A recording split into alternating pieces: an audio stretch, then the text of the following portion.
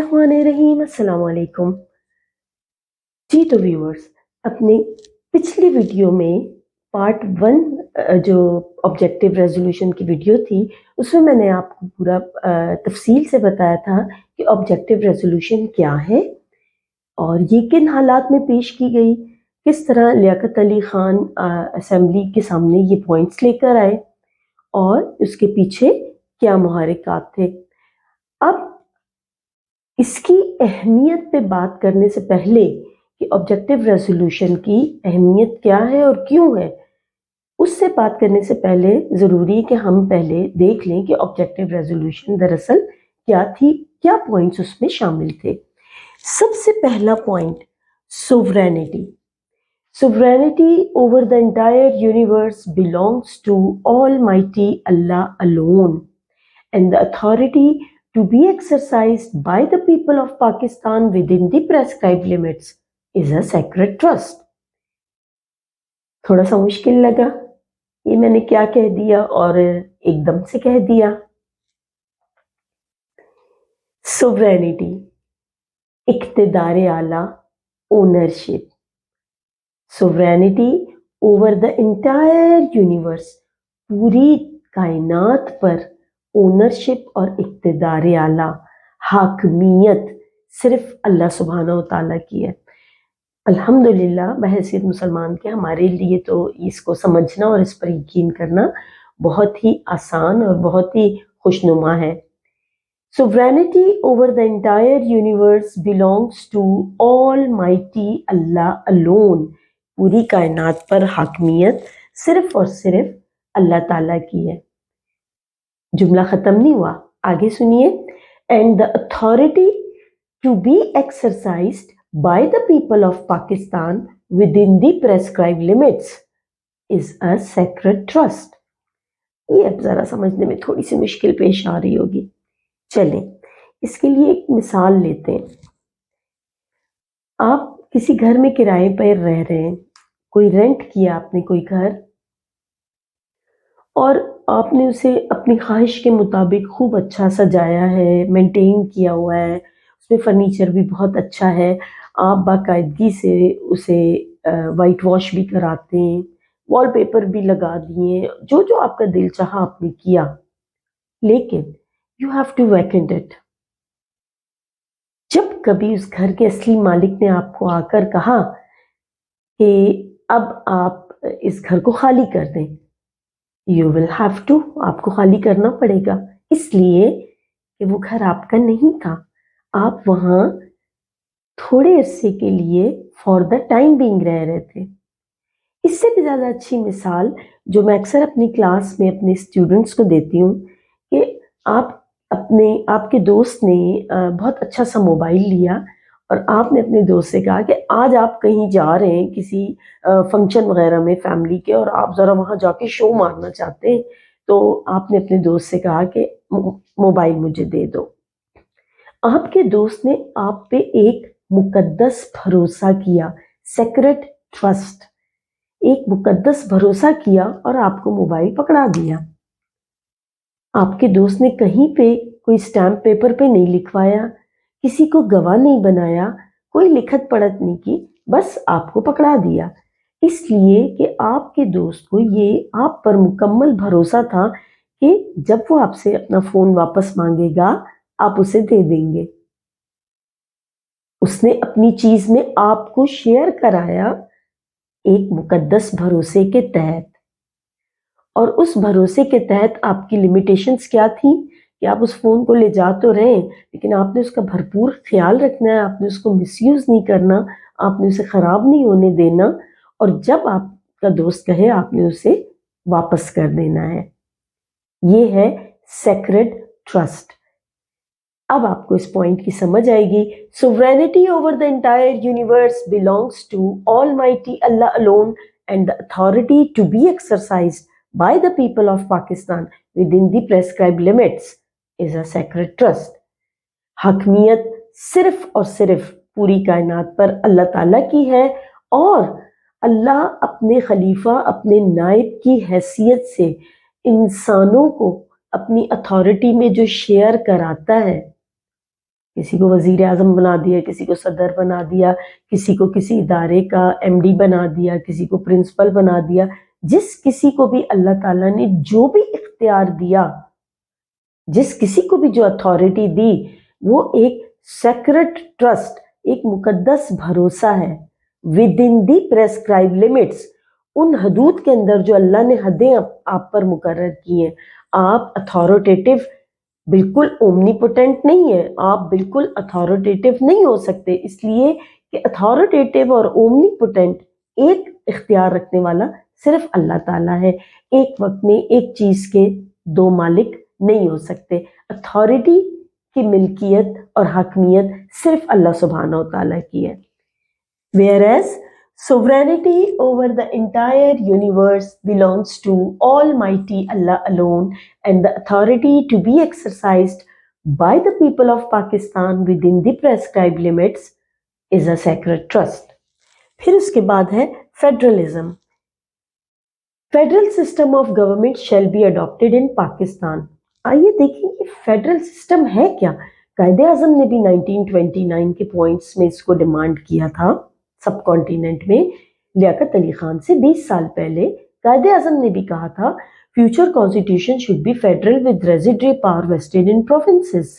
اور اب لیاقت علی خان بھی، یعنی پاکستان بننے سے پہلے بھی یہ ڈیمانڈ آ رہی تھی، اور اب پاکستان بننے کے بعد بھی لیاقت علی خان بھی یہی سجیسٹ کر رہے ہیں کہ آزاد پاکستان میں federal type government, federal system اختیار کیا جائے گا. فیڈرل سسٹم کیا ہے اور کن ملکوں میں ضروری ہوتا ہے؟ ایک ابا ہیں، ایک والد صاحب ہیں، ان کی 3 مختلف اولادیں ہیں. ایک اولاد ان کا، ایک بیٹا جو ہے وہ پڑھ لکھ کر قابل بن گیا ہے، بہت اچھے عہدے پر فائز ہے، اچھی جاب بھی ہو گئی ہے اس کی، لاکھوں میں کماتا ہے، شادی بھی ہو گئی، بچے بھی ہیں. اسی گھر میں دوسرا بھائی ہے، وہ بھی اچھا پڑھا لکھا ہے، اچھی جگہ جاب کرتا ہے. جس گھر میں یہ سارا خاندان رہ رہا ہے وہ اس دوسرے بھائی کو جاب کی طرف سے ملا ہوا ہے. اور تیسرا بھائی ابھی تعلیمی زندگی میں ہے اور جاب ہنٹنگ کر رہا ہے اور ٹوٹلی ڈیپینڈنٹ ہے ماں باپ پر اور بھائیوں پر. کیا ابا ان تینوں بیٹوں کے ساتھ سیم رویہ رکھ سکتے ہیں؟ کیا ابا ان تینوں بیٹوں کے لیے سیم انسٹرکشنز پاس کر سکتے ہیں؟ ابا کالج گوئنگ بیٹے کو تو کہیں گے کہ شام کو گھر جلدی آ جائے اور ان سے پوچھے بغیر کہیں نہ جائے، لیکن ابا اپنے شادی شدہ بیٹے کو جو کہ اپنے معاملات میں انڈیپینڈنٹ ہے، ابا اسے یہ انسٹرکشنز نہیں دے سکتے. والدین کے انسٹرکشنز ہر اولاد کے لیے ڈیفرنٹ ہوتے ہیں، ان کے معاملات ان کے حالات کے مطابق.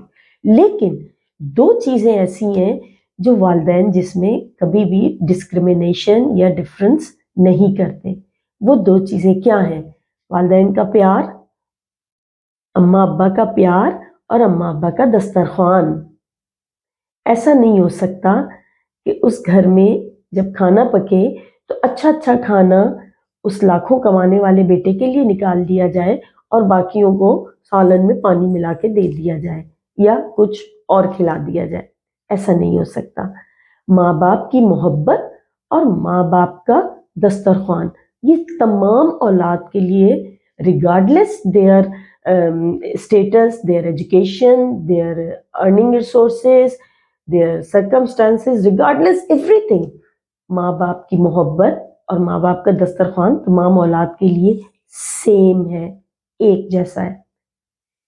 وہ ملک جن کے اندر ان تینوں بیٹوں کی طرح ڈفرنٹ معاملات ہوں، صوبوں کی تعداد مختلف ہو، صوبوں کے ریسورسز، ان کے کلائمیٹ، ان کی آبادی، ان کی ٹپوگرافی، ان کا پورا حساب کتاب مختلف ہو، ان تمام صوبوں کو ایک حکم پر نہیں چلایا جا سکتا. اور پھر سب سے بڑی بات یہ کہ پھر حکم کس کا چلے گا؟ اگر خدا نخواستہ اس فیملی میں جس کا میں ذکر کر رہی ہوں ابا چل بستے ہیں تو اس کے بعد اس گھر میں حکم کس کا چلے گا؟ بڑا بھائی کہے گا میں چونکہ کماتا زیادہ ہوں لہٰذا میرا آرڈر چلنا چاہیے. چھوٹا کہے گا جس گھر میں ہم رہ رہے ہیں یہ تو میری وجہ سے ملا ہوا ہے، سب کچھ حق میری وجہ سے میسر ہے، لہٰذا گھر میں میرا حکم چلے گا، اور جو بالکل ڈپینڈنٹ ہے اپنے بھائیوں پر وہ تو کچھ کہنے کی پوزیشن میں ہی نہیں ہوگا۔ تو فیڈرلزم ان ملکوں میں ضروری ہے جہاں پر صوبوں کے معاملات بالکل ڈفرینٹ ہوتے ہیں، ان ڈفرینٹ معاملات کے ساتھ ان کے اوپر ایک سینٹرل حکومت ہوتی ہے جو تمام صوبوں کو ایک ساتھ لے کر چلتی ہے۔ لیاقت علی خان نے قائد اعظم کی طرح، قائد اعظم نے سب کانٹیننٹ میں اس کی ڈیمانڈ کی تھی، لیاقت علی خان نے پاکستان میں اس کی ڈیمانڈ کی کہ federal type of government shall be adopted in Pakistan, federal system of government. پھر اس کے بعد ہے انڈیپینڈنس آف جوڈیشری، عدالتیں آزاد ہوں گی۔ عدالتیں کیسے آزاد ہوتی ہیں؟ اسے شور کیا گیا ہے آبجیکٹو ریزولوشن کے ذریعے اور پاکستان کے تینوں کانسٹیٹیوشنز کے ذریعے کہ عدالتوں کے جو ججز ہیں، supreme court, high court, district court اور عدلیہ سے متعلق جتنے بھی معاملات ہیں وہ گورنمنٹ کے کسی بھی ادارے سے تعلق نہیں رکھتے۔ عدلیہ اٹ سیلف پورا ایک ادارہ ہے جو ہر کسی کے انفلوئنس سے، ہر کسی قسم کے انفلوئنس سے، اثر سے، پریشر سے آزاد ہے۔ کیوں؟ اس لیے کہ عدلیہ کے سارے معاملات سپریم جوڈیشل کونسل کے تحت طے ہوتے ہیں۔ ججز کا اپوائنٹمنٹ، ججز کا ڈسمسل، ججز کے بارے میں کسی بھی قسم کا کوئی کیس، کوئی ان کے کنڈکٹ کے بارے میں، ان کی پروموشنز کے بارے میں، ان سے متعلق، عدالتوں سے متعلق تمام معاملات سپریم جوڈیشل کونسل کے ذمہ داری ہوتے ہیں۔ ان میں گورنمنٹ کے کسی اور ادارے کا، پریزیڈنٹ، پرائم منسٹر یا کسی اور ادارے کا کوئی عمل دخل نہیں ہوتا۔ اس طرح عدلیہ ہر کسی کے انفلوئنس سے آزاد ہوتی ہے۔ Next point, development of under developed areas. History ہمیں بتاتی ہے کہ جب کبھی محرومی کا احساس پیدا ہو تو محرومیاں پھر علیحدگی کی طرف لے جاتی ہیں، محرومیاں پھر جدائی کی طرف، سپلٹ کی طرف، سپریشن کی طرف لے جاتی ہیں۔ لیاقت علی خان کے ان پوائنٹس میں سے ایک پوائنٹس ہے all possible steps shall be taken by the government for the development of underdeveloped areas۔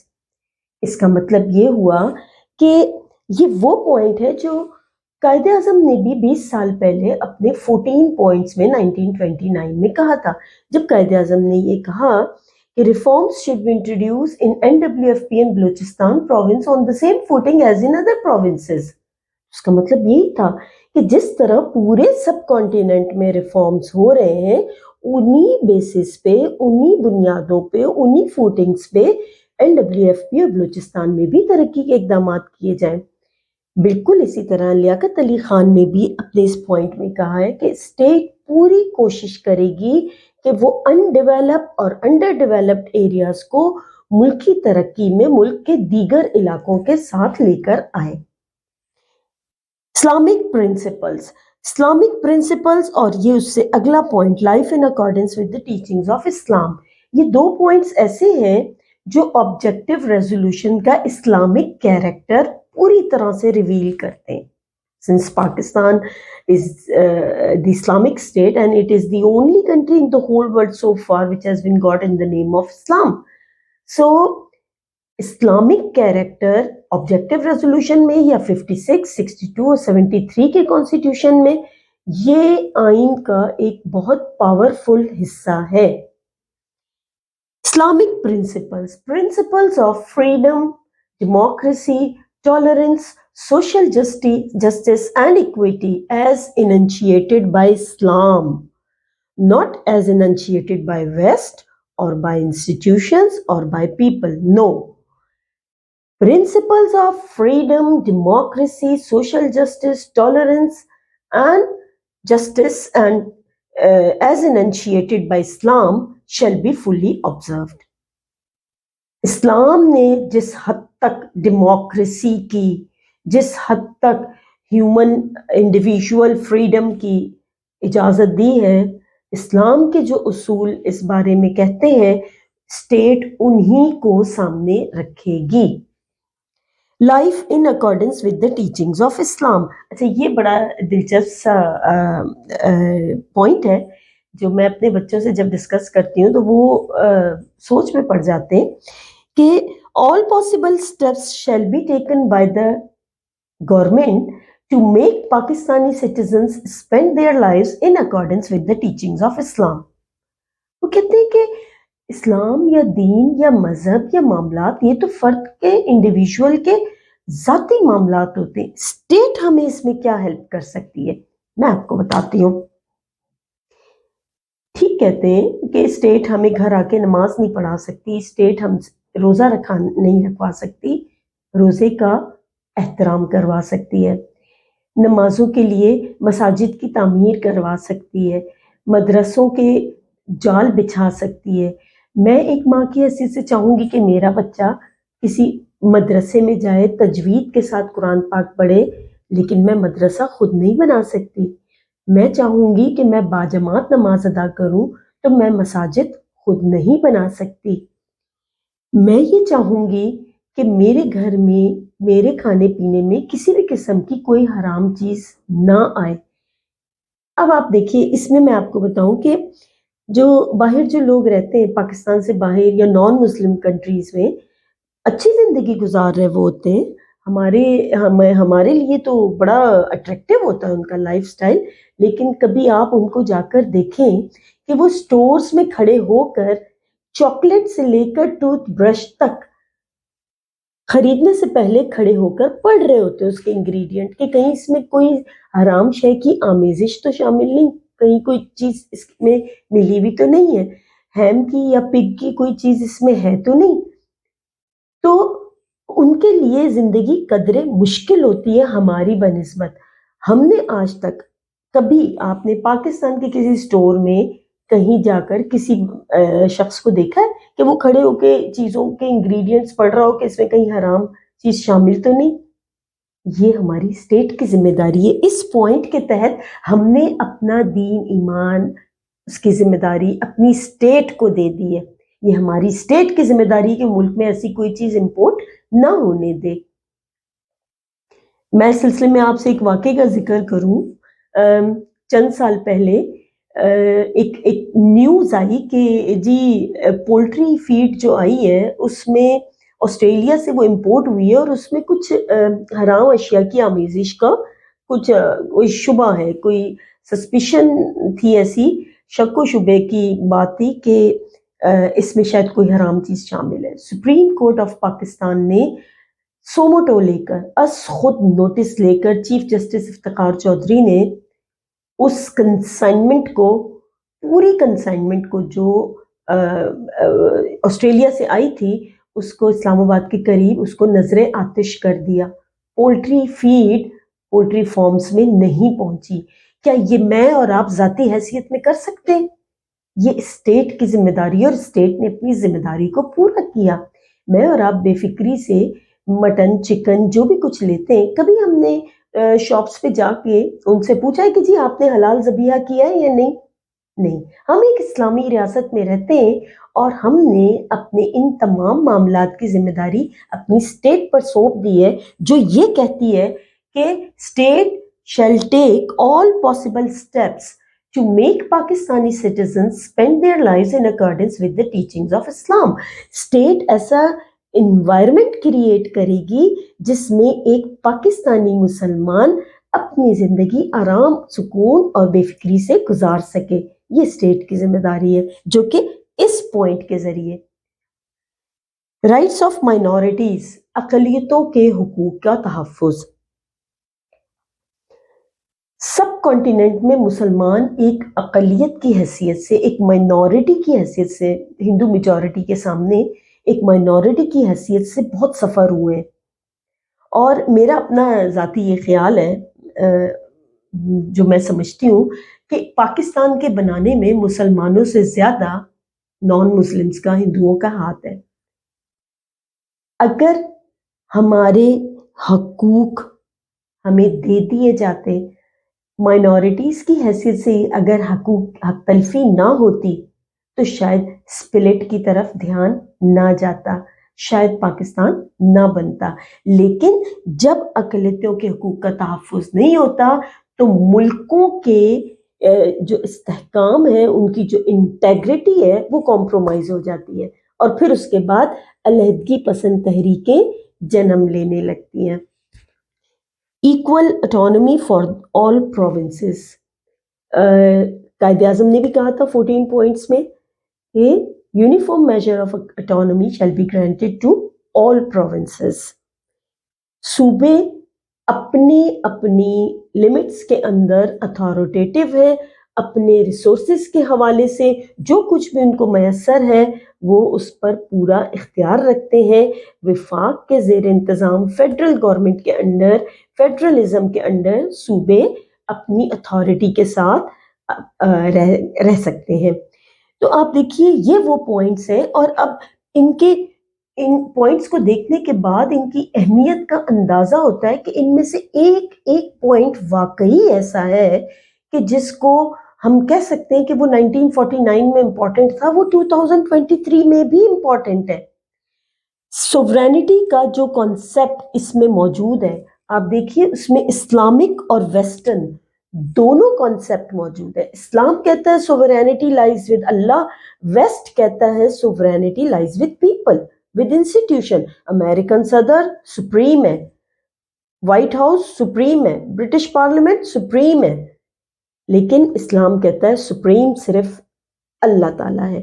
تو آپ دیکھیے سوورینٹی کا جو پوائنٹ ہے اس میں دونوں چیزیں آ رہی ہیں. اللہ کی حاکمیت کے بعد عام Pakistani, common Pakistani people are the higher authority. تو اس میں اس لحاظ سے دونوں کانسیپٹ، اسلامک اور ویسٹرن کانسیپٹ آ رہے ہیں. پھر اس میں وفاقیت کی بات کی گئی ہے جو پاکستان جیسے ملک کے لیے انتہائی ضروری ہے. عدلیہ کو آزاد رکھنے کی بات کی گئی ہے. ترقی یافتہ علاقوں کے ساتھ ساتھ غیر ترقی یافتہ علاقوں کو بھی اہمیت دینے کی بات کی گئی ہے. اسلامک پرنسپلز اور اقلیتوں کے حقوق، اسلامی اصولوں اور مائنورٹیز کے، میجورٹی کے ساتھ ساتھ مائنورٹیز کے حقوق کے تحفظ پر زور دیا گیا ہے. سب سے بڑی بات یہ ہمارے نہ صرف پاسٹ کی لیگیسی بلکہ ہمارے فیوچر کے آبجیکٹیوز اور ایسپریشن ہے. یہ پاکستان کے تینوں کانسٹیٹیوشن میں موجود ہے اور تینوں کانسٹیٹیوشن کے پریمبل کی حیثیت سے اس کے اندر شامل ہے. آبجیکٹیو ریزولوشن کی امپورٹنس کے بعد مجھے امید ہے کہ آپ کو یہ ٹاپک اچھے سے سمجھ آ گیا ہوگا کہ یہ ریزولوشن کیا ہے، یہ کیسے پیش ہوئی، اس کے پوائنٹس کیا ہیں اور ان کی اہمیت کیا ہے. پاکستان کے کانسٹیٹیوشنل ڈیولپمنٹ میں دستوری ارتقاء جسے کہتے ہیں، آئینی ارتقاء، کانسٹیٹیوشنل ڈیولپمنٹ یا کانسٹیٹیوشنل ہسٹری آف پاکستان میں اس کی حیثیت مائل سٹون کی ہے. یہ وہ مائل سٹون ہے جو پاکستان کے آئندہ آنے والے تمام دساتیر کو، تمام آئین کو، تمام کانسٹیٹیوشنز کو آئندہ کے لیے بھی راستہ دکھاتا ہے. مجھے امید ہے آپ کو یہ لیکچر بھی سمجھ میں آ گیا ہوگا، اور اگر نہیں آیا تو مجھے کمنٹ میں ضرور بتائیے گا. آپ اس ٹاپک سے متعلق کوئی اور ڈیٹیل چاہتے ہو، اس کا ریٹن کام آپ کو چاہیے ہو، آپ مجھ سے کانٹیکٹ کریں. انشاءاللہ تعالی میں آپ کو اس کے نوٹس بھی پرووائڈ کروں گی، اور اس کے علاوہ آپ کو کوئی اور ٹاپک خود سے آپ سمجھتے ہو، آپ کو سمجھنا ہو تو مجھے ضرور بتائیے گا، مجھے بہت خوشی ہوگی. اپنا ڈھیر سارا خیال رکھیے گا. اللہ حافظ.